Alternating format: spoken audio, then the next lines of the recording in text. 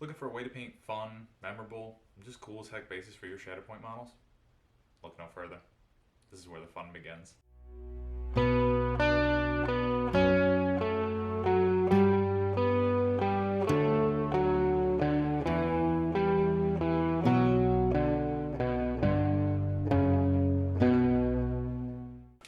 Hi guys, and welcome to part one of two of how I paint my Shatterpoint bases. Now the reason I decided to split it into two parts was I shot the footage and it was like an hour and a half long. A lot of it was airbrush cleaning and having to do the whole thing. You'll see a little bit of that here, but the first part's going to be all airbrush. Second part will be all the brush work.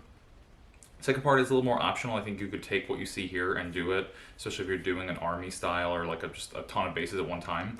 You could certainly just do what you're going to see here and then black your rims, call it a day. But I wanted to show you guys the whole thing, so let's check it out.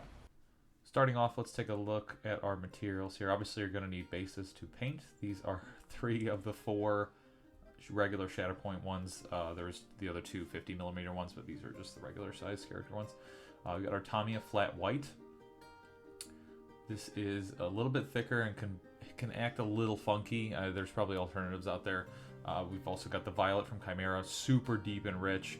If you've ever worked with Chimeras, I absolutely love those paints. Nocturna's got a range of purples, and we're using their Violent Vamp, as well as their Blueberry. Now, it is a good idea to add some variance here. I didn't do it, and I wish I had added a little bit of gray, a little bit of browns, just whatever you got around. Even some yellow to just desaturate the purple a little bit, I think would be great to get a little bit more tonality throughout our purple. Now, the variance is what makes things feel a little more alive, in my opinion, so always kind of go for a range of colors versus just something very flat or linear. I think it's nice. We've got just dryer sheet here. Now you can also use, I've seen people use baby wipes and like Clorox wipes. So there's a range of stuff you can use. If you do use the baby or the Clorox wipes, you do want to make sure that they are dry before you use them. And we're just going to give that a nice stretch. Obviously, the more or less lines you want, you can go thinner or wider on that rip. So once you get that done, you're going to want to stretch that over. So having something like caps from your primers or lids for whatever, just something to strap them onto, going to be important. I don't want to do that on that big flat surface because I just really couldn't get the tension over it that I wanted. Now your lines, or how many lines you want to give that more or less of a stretch. So I did leave this in the video just to give you guys a little bit of the mixing that I do. Now you'll see me add this additive a lot of times. I don't think I do it with the white here just because I want to make sure that that is pretty thick. But to make sure that I use to thin out my airbrush currently is 90 to 10 of water and isopropyl alcohol. That does do a pretty effective job of keeping it thin but still applicable. Now you'll see here as I go through, that little bit of chunkiness I mentioned is going to start happening on the airbrush. And you always want to start off of the bases, off of whatever you're doing, to make sure you don't have a clog or a giant shootout. And again, you're going to see that happen right there. So it's important to make sure you've got a clean flow before you get onto whatever you're doing. With the white and with my other colors, I'm also going to be going around the base multiple times to give, again, that variance of, you know, a heavier application of white here, a lighter application here. So the more white you put down, the more pure that it's going to read, and then more purple is going to be applying to it. Cleaning out the airbrush, you'll see these little tattoo cleaners are awesome. They're fantastic for refilling your wet palette. They're great for cleaning out your airbrush. Great tool to have around as a hobbyist. And just kind of shooting out everything from the top and making sure as little goes through the gun as possible. Now what you're going to see here to clean out the airbrush is about a 50-50 of water and simple green. You don't need much of this, and it's already diluted, but that will kill all the paint out of there pretty heavily. It'll break the paint down pretty well, and you're definitely going to want to make sure you're shooting water through after the fact to make sure that that's not coming through with your paints, because if you've got simple green in your paints, it ain't going to be a pretty situation.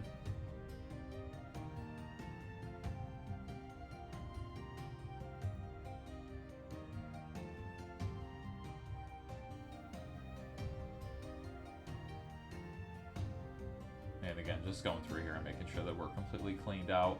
This is the only time you'll see this in the video. I didn't want to have it through the whole thing. Now again, once you got that white down, I want this to be strapped down super tight, so putting it on top of an old primer cap. I'm going to cut my sheets into ribbons here.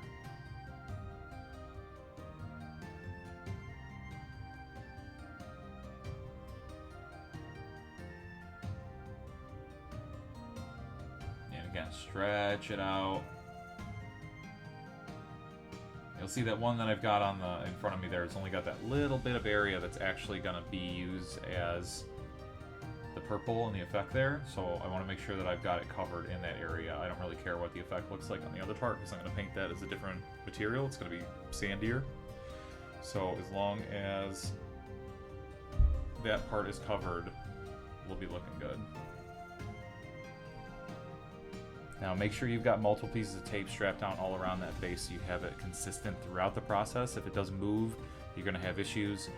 I think you can still make it work, but obviously we want this to be done well, and if you do things with intent, they will usually come out better, so intentionally make sure that you are strapping that down. Now just a quick break before we get back to the color. Guys, if you made it this far, I just want to say thanks for listening. If you do have a moment, a like, comment, subscribe, share, huge help. It does help grow the channel, and it means the world to me as I am trying to do this a little bit more full time. I did just want to give a shout out as well to my friend Aman, who is the co-host of the Hello There podcast. I'll leave a link down below. Awesome stuff. If you're into Shatterpoint, which I've got to assume you are based on the fact that you're here, you're going to love it. Definitely going to give you a little bit of tactical insight into specific interactions in the game, the current meta. It's great stuff. And Aman is a good friend of mine, and he's been a killer on the tabletop since I've known him, so definitely a good place to go get some insight on the game itself. But for now, check out some more airbrushing.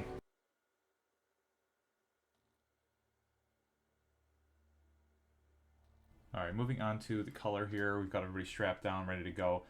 What we're going to do is start with the brightest color because we've still got the white showing through. So in those areas of the brightest white, I want to come in with the blueberry first and make sure that we've got that color reading through. Now the reason is that blueberry is going to work best over the white versus coming in over the violet, or if you were using black for whatever reason, down first. So again, I want to make sure that this color does read in the end, so I'm going to come through with this first. And you'll see, I think that my mixture felt a little off there. It was a little too thin for my liking, so just coming back through with a little bit more paint, fixing it up, shooting out that excess that was already there, and then coming in and getting that color down.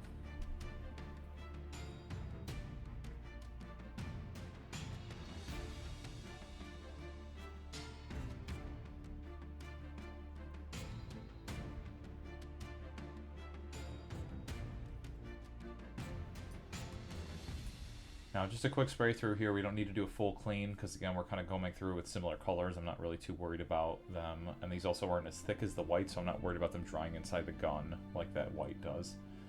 So we're going to come back through with our violet vamp, again leaving some room for our violets, but in a little bit of overlap here onto the blueberry to get that blend. But just variation is what we're looking for, some tonal variation throughout, just to give it a little bit more liveliness.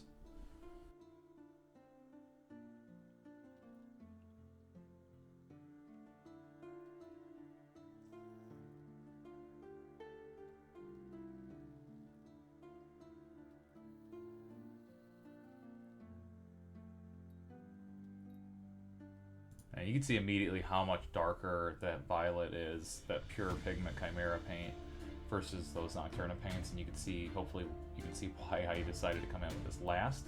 And you can see, again, not too much thought, just kind of ripping through and giving it some variation, overlapping in parts. And you don't want to overlap the whole thing, though, because you will just kill it. And because, again, that violet, if you go directly with those colors, it is so powerful. This is really the best part of the whole thing, is the sweet, sweet reveal. Ooh. Yeah, it's fun, and it's cool, man. Cool as heck.